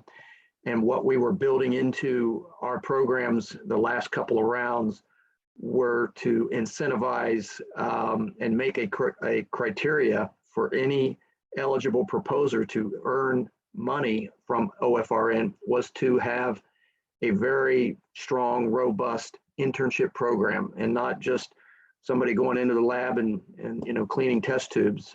Get them involved in every facet of industry. And we made that a criteria for award in OFRN projects. So, but as we were doing that, we were getting lots of feedback, lots of input. I don't think there's a university that doesn't get involved in promoting internships. And certainly if you were looking for something and wanted some guiding light, you could call my colleagues at OFRN. I could help you with that and give you, a list of universities, but you could probably just as easy pick any of them, and we're here on behalf of Kent. So, the folks there are tremendous. They are very involved in lots of activities. I'm on several committees and workshops, and we've got, they're well represented by Kent University leadership. So I'm thinking that if you want an internship, you don't have to look for, you're going to find them in Ohio for sure. And I'm pretty sure David has some thoughts on that as well from your perspective. Well, the good news is this is a new technology, a growing technology, and there's a lot of user groups, there's a lot of associations. I'm with the Ohio Association of Unmanned Vehicle Systems International. I'm the former president. I'm the president emeritus. We have a Northern Ohio chapter that just was formed last year. There's a lot of user groups where you need to start networking with folks. Like I mentioned, this is a new industry. We're looking at putting internships together, potentially at the Ohio Department of Transportation. And it's just networking with folks, talking to the right people, and finding a career that works for you and supplementing it with UAS is the easiest way to find the next job with UAS. Well, I think that was a pretty dispositive of that question. There was a question of drone job security for a drone pilot. If you lose your medical as an airline pilot, you can be out forever. What kind of job security does a drone pilot have? Brent, that might be a good one for you. It's really going to depend on a lot of variables. Who you're working for. Say, if you're working for a large firm, they're going to be able to provide a lot more opportunity. Say, someone on the nature of, General Atomics, somebody making Group 4 UAS, they're going to have different systems that they're doing T&E test and evaluation on. There's development opportunities there. There's different roles and responsibilities that you could have on a team versus if you're just doing stuff freelance on the side. It's tough to say what the market might look like for those folks. It's changing daily. The new systems come out that enable really minimal operational input. So you pre-plan your routes, you go on your your system provided software, and you enter in all the details, and then you check it visually, and you run through your flight list or your checklist, and you hit a button to start up and it flies. So it really is dependent on the type of organization that you want to work with and the type of role that you expect to do. So like I said, it's complex. All right. Question from Andrew McKinley. What will the airways look like for the use of drones compared to general and commercial aviation? And this one, I encourage you to get creative with some of these answers, because I know what the obvious answer is. We don't know. That's one of my favorite attorney answers. In any event, go for it, because I know there are a couple of models that are being kicked around depending upon the size of the drone and the mission. But why don't we talk about what the airways are going to look like and what factors are influencing them? So it depends. Well, yeah, clearly the lawyer, it depends, right? It depends, and that's a time varying question, in terms of how the airways are going to shape. Probably the dependency is on a couple of things, in terms of just the basic systems. It's going to be small drones, low altitude structure, very, very low altitude structure, perhaps below 400 feet and below. That's it. Larger, I mean, they're already large drones, the, global Hawk type systems integrated into the positive control airspace. I mean, they're all the way up. They're fully integrated. There is also, I suspect, a technology question that remains open, and a policy question that remains open. And I'll deal with those in reverse order. Policy question that has to be resolved right now. The basic policy is that that a UAV will not impact inhabited aircraft operations. So effectively priority to any current inhabited aircraft operations, and that's given the deference in the regulations. That policy will likely have to change, have to adapt. I think the technology question is one that's much more fascinating, and that is the sense and avoid capabilities, right? To understand, to properly develop, trial and field sense and avoid technology that allows operation in IFR and in lower VFR structures that meets the requirements of the FAA and the requirements of the operator. And to a large degree, those kind of technologies are there. The question is acceptance of those technologies. To what degree can you accept type A problems, type A errors, type B errors, right? That's really the ultimate question. So it's one of technology and regulation. But once that technology is sufficiently developed to the point where policy can adapt and you get a full integration, then all of a sudden then you have some opportunities to deal with that. But really, I think those are the key elements that need to happen for the integration. I don't think you'll see small UAS in the positive control airspace or above 500 feet. But at some point, those kind of technology will enable those kind of regulatory and policy decisions. Thanks, Joe. I think that there's a good possibility that in the package delivery and food service and small drone stuff, that's going to be dependent very much, if you're under 400 feet, on the local community. They're talking about some hub and spoke things where you can have a drone landing area for delivery, so you don't have delivery vehicles zipping up and down the airspace over the street. Some of them are saying, well, let's just go over highways instead of inventing routes that we're going to put over people's property. All that kind of stuff is going to be very subject to political pressures, local political pressures, keep it out of my backyard type of thing. It'll be really interesting to see.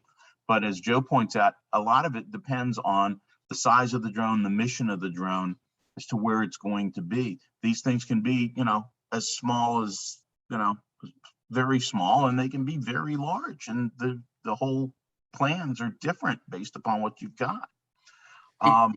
Charlie, let me add one thing to that, if I could, because you're spot on, because really comfort of the community is the preeminent discriminator here to allow the operations to go. Part of that comfort is in disciplined operation. So as a community, as a drone community, disciplined operation is absolutely key to gaining public confidence in the ability to operate in those kind of spaces. Thanks.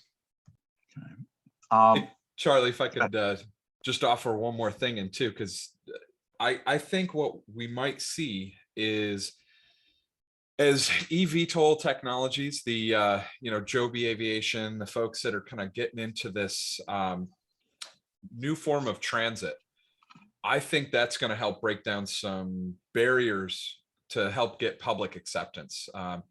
You know, the moment that we can offer a convenience or a new capability that is exciting, I think that's when perception from the public will shift, and that might clear some of the challenge, not all the challenges. We still have all the technical and the regulatory compliance challenges to deal with. You could As create those others on perception, though. You could find a lot of people who say, yeah, that may be neat and whiz bang, but A, I can't afford it and I won't use it, so I don't want it. Or B, you know, that stuff still scares me. I don't want that. Go away. Give me a taxi cab. I'm happy. I think it'll be an interesting thing to watch for the next 5 years or so as this kind of shakes out and we Absolutely. see, you know, A lot of money changing hands out there on this stuff. Big players, big money. There's one question that I loved here, and I was going to save it for the end. I'm just not sure how quickly that's going to come up. So I just really want to use it. And this is kind of like a yes, no. We could vote on it. Do any of you gentlemen think that state or FAA can put all the safety laws and regulations in place that apply to giving way to manned aircraft operating in the same navigable airspace as UAVs and UAS before any serious accident occurs where there is a loss of lives or aircraft? So are the regulations going to catch up sufficiently before we have a big accident, or are we going to have a big accident before the regulations catch up? All who think that we're going to have regulations before we have a serious accident, raise your hand. Yep, that was my thought too. Well, Bob? I think you're going to have regulations. I mean, you know, the FAA has an ARC out right now, Right. a BB loss ARC. I mean, they're coming. So I think there'll be some form of regulations, but like in the fixed wing, those evolve. I mean, look what happened with you know, the Boeing incident. I mean, that will result in new regulations and guidance, you know, inspection. So this industry will be just like fixed wing in that it will continuously evolve. Safety will become critical, and you know, God forbid that there's loss of life, but it's likely to happen, and we'll learn from it. So I don't think we can say, you know, we're going to regulate our way through this and do it so that there's never any harm to anyone. I'm not sure how realistic that is, but will we start to see regulations fairly soon, and hopefully before any of these catastrophes? Yes. I mean, that's where the industry is right now. Is it's all about gathering data from all these use cases. That's where the FAA is. I mean, we're not even where, you know, other countries are, Africa, Israel. I mean, around the globe, they're doing operations, you know, thousands of operations a day right now. The FAA has taken a slower, more methodical approach to safety, and good for them. I mean, that's our culture. That's our mission. We're going to do it safely, and then it will be, you know, more widely adopted and used. But I think, I mean, you're going to start to see the regs very soon, but they'll continue to evolve probably, you know, indefinitely. Hey, Yeah, Charlie, go ahead, Joe. yeah, I was going to say, you know, the proposition of Dalton's question here is that regulation equals safety. Right. And I don't know that I fully concur with Dalton's. Regulation may enable safety, but but even in the presence of all the regulations that are proper and appropriate, you may have an accident. And I look at like Gatwick, you know, the Gatwick, you know, incidents, incursion incident, where there are appropriate regulations in place, but there's still an undisciplined operation that puts public transit at risk, right? And that could be a drone, it could be manned aircraft, it could be a lot of things, right? But in this case, we're talking about drones. So the proposition that regulation fully equals safety is not true. It's the disciplined operation, and in many ways, it's the self-discipline of the UAV community that allows this allows, number one, the answer to Dalton's question that yes, it enables safety, is that self-disciplining operation of the UAV community that I think is paramount to safety and also to that comfort and the further implementation of drones, in the usage sense as well.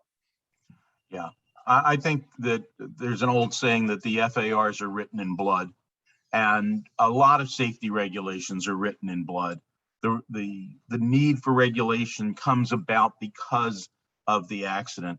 I think that in this instance, as opposed to many that I've seen before, the industry has been really very well controlled in trying to hold back with its technology and participating in the regulatory scheme, because there's so much money involved that if you go outside of it and just guess wrong as to what the regulators are going to come up with, it could cost you your entire investment. So there's an incentive in the industry to try to hold back and wait for the standards to be announced. But if there's enough money involved, there's going to be an outlier out there who says, I've got a better way, a better mousetrap. I'm going to build it and I'm going to operate it. And you can't regulate around that sort of thing until it happens. So, yeah, I think the FAA and NASA and the various components of the ARCs that have been involved in this are to be congratulated, as are the individual components in the industry for the degree of restraint that they're showing. But I still think that the likelihood of a serious accident before there's a complete network of regulations in place is pretty great, given the number of different types of drone operators that are out there and what can be done. I just think that the odds are bad for safety there. But Dalton, thank you for the question. We've got a few minutes left. Let me see what we've got here. Specifically for David, you've probably seen this one, David. At what point did you really begin to get the buy-in from Ohio DOT and other state agencies? Were the use cases enough, or was it post-operation when you were able to show the positive cost savings and safety improvements? While those of us on the presentation buy in, it's not an easy push for those who are hesitant about the technology. I think it's a great question, and Dave, it's yours. Yeah, that is a really great question, and I'll answer it a couple different ways. So for us at the Ohio Department of Transportation, getting the decision makers and the stakeholders to buy in this technology wasn't very easy at all. So we had to come up with a couple of use cases that would frankly save money, save time, and increase safety. So for our biggest one is bridge inspection. So we're virtually surrounded by water in Ohio. You got the Great Lakes to the north, we got the Ohio River to the south, and like streams and estuaries and rivers all between. So we have over 44,000 bridges in Ohio. And I think the Ohio Department of Transportation manages over 10,000. The rest are divided up between county engineers. We've got 88 counties in Ohio. So figuring out that we could take an aircraft, inspect a bridge, and not close down lanes and save the Department of Transportation and the taxpayers thousands of dollars every time we go out there, and really got the buy-in from our leadership. It's not just our safety of Ohio Department of Transportation folks, it's the safety of motorists, because when you start shutting down lanes, you're causing accidents. So freeing up the lanes, using this technology to look at those repaired joints or bolts or cracked areas that have been previously repaired, it really helped out. So I can look at the Ohio Department of Natural Resources, who are doing the Orphan Well project. So we're working with the Ohio Department of Natural Resources. In the 20th century, all the farmers were trying to drill for oil in Ohio. So there's over 250,000 abandoned wells that they estimated across Ohio. So they're environmental hazards, they leak, a couple of them exploded, a couple of them caught on fire. So using this technology to actually looking for abandoned wellheads is really saving the state a lot of time. So that's one use case. We had another department. Another agency we looked at was the Department of Agriculture. You wouldn't know it, but they actually inspect roller coasters. In Ohio, we've got 3 roller coaster parks. A Cedar Point on Lake Erie, we got Kings Island down in the south, we have Zambezi Bay in Columbus, Ohio. So the Department of Agriculture is able to take this vehicle up there and look at connection joints, flagged areas, previously repaired areas, and really save themselves time and money. So it's like that every time we go to another state agency. whatever the case may be, it's finding a use case that will save time, money, and safety seems to be the magic recipe that you need to look out for. So once you can kind of demonstrate that, another one in our department is surveying. We can save a lot of time and money by using this aircraft for surveyors for design level projects. And we've got 5 surveyors, we've got 5 bridge inspectors out there doing this every single day. So the use cases are there, you just got to go out and find them. Every single day, no matter what we're doing, whether it's Ohio Department of Transportation or some other agency or even the private sector, we hear of a new use case for this technology every single day. So I invite everyone to look for these new use cases that save time, money, and increase safety. Great answer. Okay, it looks like we're getting close to our last question time. I just want to give, we might be able to do this quickly. Looks like Dan Lair is retired United States Air Force, had 11 years of GS-13 for multiple government agencies, multiple management positions. He gets through, he's in a second career change because he saw the growth of the UAS systems and found it interesting, not a young college graduate. Curious as how a person of my age would fit into this field. So gentlemen, what is the job opportunity for fossils? Being a fossil myself, I feel like I can say that. So I guess I understand where Dan's coming from. I mean, I'm like on my 4th career, right? Mm-hmm. If you count them as they kind of go by. So Dan, go for it, right? Do what you love. And, there's all kind of opportunity space for, for either drones, agility prime, whatever the case may be, in aviation and designing in whatever your interest area, and then apply it to this. So do I think there's yeah, I mean, insofar as that, this kind of thing and what's embodied in these, may be, the future of a lot of industry and may enable a lot of opportunity space, go for it. And it's not just a, you don't have to be, 25 in order to appreciate this. And in many ways, the experiences I would suspect that you bring from your time in the service, and by the way, thank you for your service. The experiences you bring, really help, turn an operation that you would support, that you would be a part of, as I said before, into a disciplined, focused operation. I think you probably bring a lot of talents in those regards, and I would encourage you to take advantage of that and see where it see where it leads you. So more power to you. Congratulations and good luck on that second career. Yeah, and the other thing is that this is an emerging industry, and there's going to be a lot of young people out there very anxious to flex their muscles and show what they can do. Your experience as management and having dealt with the structure of the military and some of your other experience may be perfect to be able to tamp down some of those rambunctious people, manage them in a way that will increase the safety for the organizations that are looking for, we have to get into this to remain competitive, but we're scared to death of the liability. We need somebody to ride herd on these young bucks and make sure that they understand that they've got to operate safely. I think that, you don't necessarily need to be able to run a marathon in order to do that. And to add on to that, in the presentation I gave, I talked about some keywords that are appearing throughout all the advertisements. 4 of those directly dealt with leadership: manager, lead, supervisor, director. As an experienced professional in communications and telecommunications and secure comms especially, you're going to have a lot of opportunity to provide guidance, to provide subject matter expertise, input, and recommendations. A big thing I can recommend is stay Gumby, stay flexible, be adaptable. I think you will definitely see opportunity, and I think this is exciting because this is a field that, as Charlie just said, it's a lot of emerging technologies. It's a lot of advancement coming together from multidisciplinary areas, it needs that leadership. It needs somebody to give a guiding hand to energetic teams that just, they may have the foundational expertise or knowledge from a degree, but they don't necessarily have the practiced expertise or experience. That's where they look to senior leadership to help guide. So, All right. Jason, are you about to cut us off?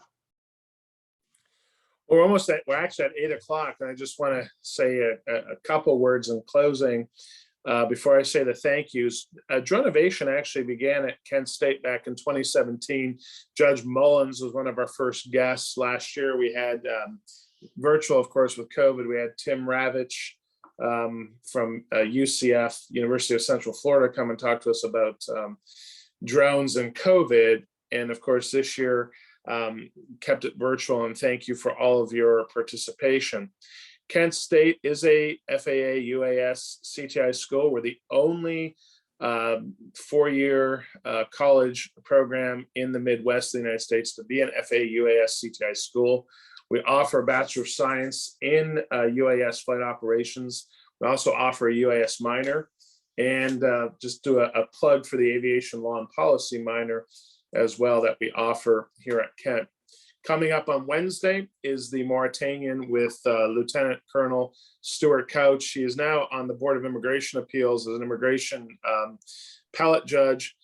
He started out, again, it's a 20-year reflective of 9/11, and he was a JAG attorney for the Marines, did a lot of prosecution on cases involving the Italy gondola case, the Osprey case, and he'll be definitely talking about that. If you can join us, it's both virtual and in person, and that's this coming Wednesday.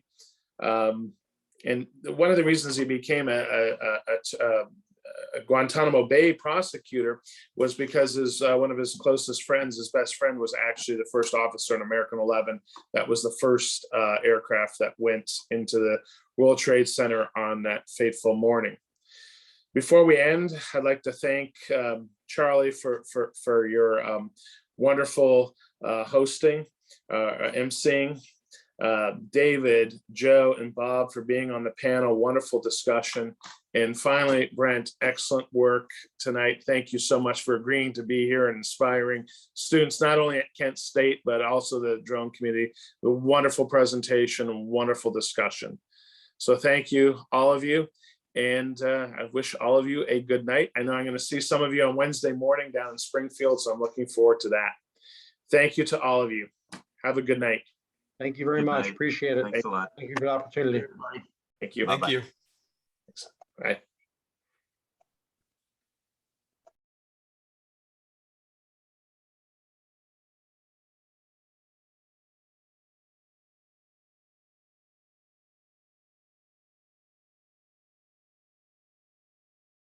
That was awesome. Go team.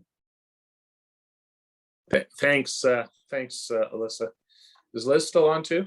I'm Or you here. got- Yep. Yeah. Thank you guys for all your hard work, and it's gonna be a long week, so thank you so much for all your work. No problem. No, It went really well. thank tonight. you. Yeah. Yeah, thanks. Okay, did you guys think that, I know we're the only ones on, right? There are some attendees still in. Okay. But I'm sure they're just Hold on, let me. navigating. I'm not sure how to. Debrief, we can debrief later, just, Yeah. Yeah, I thought the panel worked out a lot better this time than the last time. There was a lot more time to get to some questions, so. yeah, so the three, and I know a couple of things that, we'll talk about later, and just, getting the right people, getting the right, especially if things are timely. So the way I follow is always the keynote speaker. So, which keep working on for next year, and then we'll hopefully have fun with Stu Coach. So I think you guys will enjoy him. He is a lot of fun. This is for Wednesday. Yeah, Wednesday.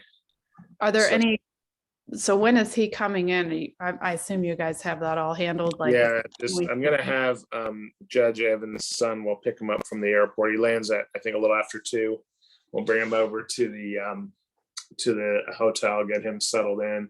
I'll take him for dinner and then bring him over. Mo is gonna do the cake cutting Yeah, at she told me we have to do it at the beginning of the presentation. So there's a special way of, I guess, doing it. So yeah, I thought she said, did she say the beginning or in the middle? She said Tell me what- either. okay. It really doesn't matter in terms as long as Stu knows. He'll be tickled pink. You guys do know the story behind that, right? For what, the movie or? No, why so we're gonna do that virtually too, but he's physically coming because Oh, because of the whole cake cutting thing. There was a Okay. judge, the judge who is my legal godfather and his teacher of becoming an immigration judge. He was stuck here in 2010, not stuck here. He was actually in Cleveland doing his training. So they did a special ceremony for him because I think there is a couple Marines who work in the immigration court. So that was the whole deal. And he says, oh my God. And we lost Judge Evans about a year ago. So both really affected, his loss really affected me and him. He goes, well, I've got to come to Cleveland. Just so whatever works, he's coming. He'll be here. You guys will enjoy him. Benedict Cumberbatch does his accent. You won't be able to tell when you meet him. They sound exactly the same. It's actually eerie. Yeah, I had my husband pull up the movie so that I can watch it. Yeah, you'll enjoy it at the end. His sense of justice. It all made sense why when I met him the first time in 2011, he did what he did to me, which needed to be done because of the firm I was working for at the time. So, but it's funny that how many years later we become like closest friends. Right. So, but anyway, I think you guys will enjoy that. So, but anyway, thank you so much for all your work tonight and this week. So, Yep, this is all Alyssa, so I was just here to run support. thanks, guys. Well, it was great support. I know you guys do a lot of work, so it's just thanks again for keeping it together. No problem. Thank you. Thank you. It was a great group today. Likewise. Yeah, really, really enjoyed that Yeah, one. it was awesome. Thanks, guys. Well, get some sleep, get some rest. Hopefully, Alyssa, you'll feel better tomorrow. And I'll bring the grappa for sure on Yeah, Wednesday. I hope. Okay. I hope I don't need it, but I'm ready. Well, regardless, it'll clean you out. You'll be better. Yeah. Great. All right. All right, guys. Thanks, Good night. Have a good night. All right. Thanks. See you guys later. Good Bye. night. Bye.